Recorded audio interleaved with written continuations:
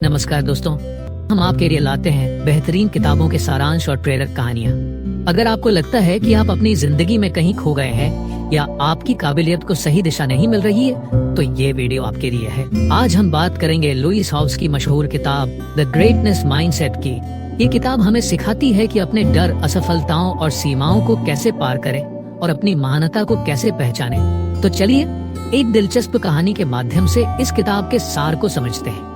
ये कहानी है विवेक की। विवेक एक उद्यमी था जिसने अपने करियर की शुरुआत बड़े जोश और उम्मीदों के साथ की थी। शुरू में सब कुछ अच्छा चल रहा था, उसकी कंपनी तेजी से बढ़ रही थी, लोग उसकी तारीफ करते थे और वह आर्थिक रूप से भी स्थिर था। लेकिन जैसे जैसे समय बीता, उसने महसूस किया कि उसकी जिंदगी से खुशी और सुकून गायब हो गया है। हर सुबह वह काम पर जाने के लिए तैयार तो होता था, लेकिन उसके दिल में एक बेचैनी रहती थी। हर रात वह सोने से पहले सोचता, क्या मैं सिर्फ पैसे कमाने के लिए बना हूँ?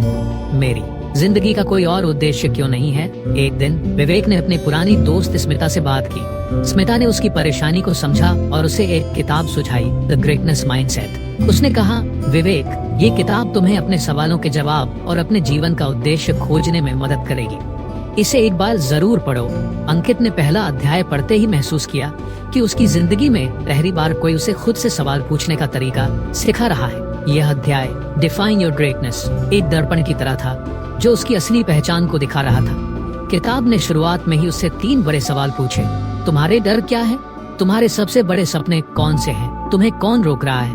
अंकित ने इन सवालों पर गहराई से विचार किया। उसने महसूस किया कि उसका सबसे बड़ा डर था असफलता। यह डर उसे हमेशा पीछे खींचता था। हर बार जब वह कुछ नया करने की सोचता तो ये डर उसके सपनों को दबा देता। किताब ने उससे कहा, डर को पहचानो, क्योंकि उसे समझे बिना तुम उससे जीत नहीं सकते। अंकित ने पहली बार खुद से पूछा, क्या मैं डर के कारण अपने कारण जिंदगी को अधूरी जी रहा हूँ? फिर किताब ने उससे एक और सवाल पूछा, तुम्हारे सपने क्या है?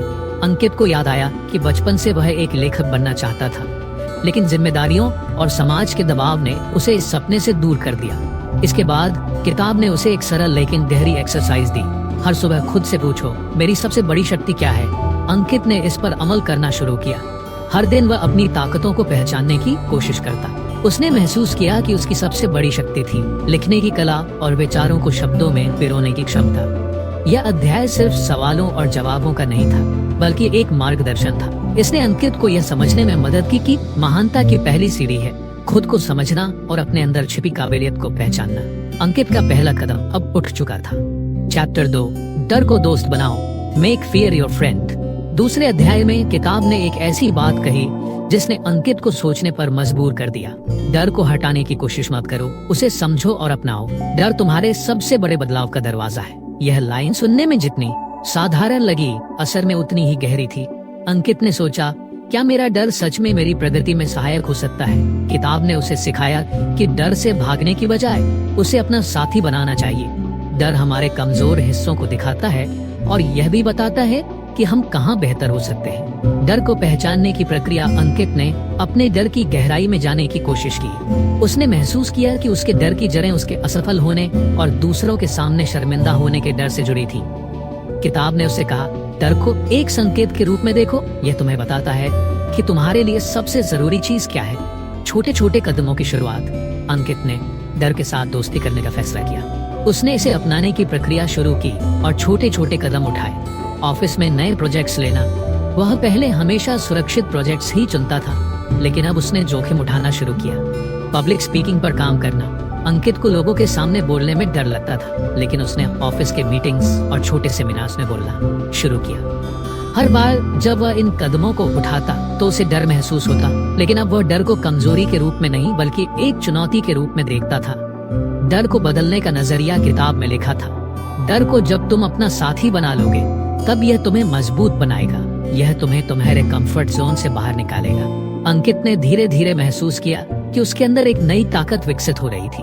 वह अब डर से घबराने की बजाय उसे अपने लक्ष्य तक पहुंचने के लिए प्रेरणा के रूप में देखने लगा। इस अध्याय ने अंकित को यह सिखाया कि डर हमारी जिंदगी का एक अहम हिस्सा है। इसे अपनाकर ही हम अपनी महानता की ओर बढ़ सकते हैं। अंकित अब अपने डर को दूर करने की कोशिश नहीं कर रहा था, बल्कि उसे समझ रहा था और उसकी मदद से अपनी सीमाओं को तोड़ रहा था। चैप्टर 3, सही आदतें अपनाओ, बिल्ड ग्रेट हैबिट्स। अगले अध्याय में किताब ने एक बेहद महत्वपूर्ण बात कही, तुम्हारी आदतें तुम्हारी जिंदगी बनाती हैं। अंकित ने महसूस किया कि उसकी कई आदतें उसकी प्रगति में बाधा डाल रही थी। किताब ने उसे सिखाया, हर दिन 30 मिनट सेल्फ रिफ्लेक्शन के लिए निकालो। यह वक्त खुद को समझने और अपनी गलतियों से सीखने के लिए होता है। उन आदतों पर फोकस करो जो तुम्हें आगे बढ़ाती हैं, जैसे समय का सही इस्तेमाल और अपने स्वास्थ्य पर ध्यान देना। डिस्ट्रैक्शन को कम करो, सोशल मीडिया और अनावश्यक गतिविधियों को सीमित करके अपने समय का सही उपयोग करो। अंकित ने धीरे धीरे इन बातों को अपनी दिनचर्या में शामिल किया। उसने प्रोडक्टिविटी बढ़ाने और फोकस बनाए रखने के लिए एक रूटीन तैयार किया। नई आदतों का असर, अंकित ने हर सुबह मेडिटेशन और सेल्फ रिफ्लेक्शन शुरू किया। उसने अनावश्यक कामों में अपना समय बर्बाद करना बंद कर दिया और अपनी ऊर्जा को अपने लक्ष्यों पर केंद्रित किया। चैप्टर 4, सही लोगों से जुड़ो, surround yourself with the right people. इस अध्याय में बताया गया कि आपकी संगति का आपकी जिंदगी पर गहरा असर पड़ता है।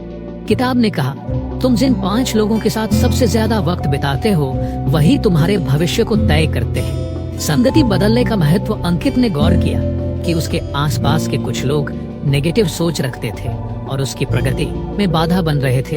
उसने उनसे धीरे धीरे दूरी बनानी शुरू की। साथ ही उसने ऐसे लोगों की संगति करनी शुरू की जो उसे प्रेरित करते थे और आगे बढ़ने में मदद करते थे। सही लोगों का प्रभाव, नए दोस्तों और मेंटर्स के साथ वक्त बिताकर अंकित को नए दृष्टिकोण और आइडियाज मिले। ये लोग उसे उसकी सीमाओं को पार करने और खुद को बेहतर बनाने के लिए प्रेरित करते थे। चैप्टर 5, सेवा का महत्व, द पावर ऑफ सर्विस। 5वें अध्याय ने अंकित को यह समझाया कि महानता केवल अपने लिए नहीं होती बल्कि दूसरों की मदद करने में है। किताब ने सिखाया, जब तुम दूसरों की मदद करते हो तो तुम अपनी आत्मा को पोषण देते हो। सेवा से मिली खुशी, अंकित ने समाज सेवा में भाग लेना शुरू किया। वह जरूरतमंदों को भोजन बांटने और बच्चों को पढ़ाने जैसे काम करने लगा। इन कामों से उसे सच्ची खुशी और संतोष मिला। उसने महसूस किया कि दूसरों की मदद करना उसकी जिंदगी का एक अहम हिस्सा बन सकता है। चैप्टर 6, अपने उद्देश्य को गले लगाओ, एम्ब्रेस योर पर्पस। आखिरी अध्याय ने अंकित की जिंदगी को पूरी तरह बदल दिया। किताब ने कहा, ही तुम्हारी सबसे बड़ी ताकत है। उद्देश्य का महत्व, अंकित ने खुद को अपनी काबिलियत और उद्देश्य के प्रति पूरी तरह समर्पित कर दिया। उसने अपने काम और जुनून को एक नई दिशा दी। जल्द ही उसे अपनी नौकरी में प्रमोशन मिला और उसने अपने जुनून को नई ऊंचाइयों पर पहुंचाया। कंक्लूजन, किताब का संदेश, द ग्रेटनेस माइंडसेट, हमें यह सिखाती है, खुद को समझो, डर को गले लगाओ, सही आदतें बनाओ, प्रेरणादायक लोगों के साथ रहो, सेवा का महत्व समझो, अपने उद्देश्य को अपनाओ। अगर आप भी अपनी जिंदगी में महानता पाना चाहते हैं तो इस किताब को जरूर पढ़ें।